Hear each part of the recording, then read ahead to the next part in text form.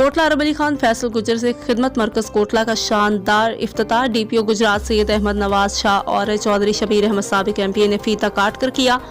Senior नायब सदर Kotla press club Chaudhary Mohammad Fayaz Anjum ने दुआ करवाई। इंचार्ज खिदमत मरकज चौधरी मोहम्मद जमील गुजर ने DPO गुजरात को ब्रीफिंग दी। इस मौका पर DSP खारी मलिक इरफान सफ्तर भरत, चौधरी मोहम्मद असलम हिजरा, SHO थाना ककराली, चौधरी रियासत Ali, sub inspector Jamshed SI के अलावा कोटला की मुमताज़ सियासी और समाजी कारोबारी शख्सियात भी शरीक थीं। इस मौका पर चेयरमैन चौधरी मोहम्मद अब्बास ककराली, हाजी अब्दुल गफूर भट्टी, राजा मोहम्मद अनीस, शहजाद बट, मजहर हुसैन जरगर, जुनेद रहमत जरगर, सेठ कैसर जरगर, शफीक जरगर मंगा, मलिक वकार हुसैन पहाड़े, इनामुल्लाह बट, आमिर रशीद जरगर, असर महमूद बेग, आफ्ताब मुन्ना भौरच,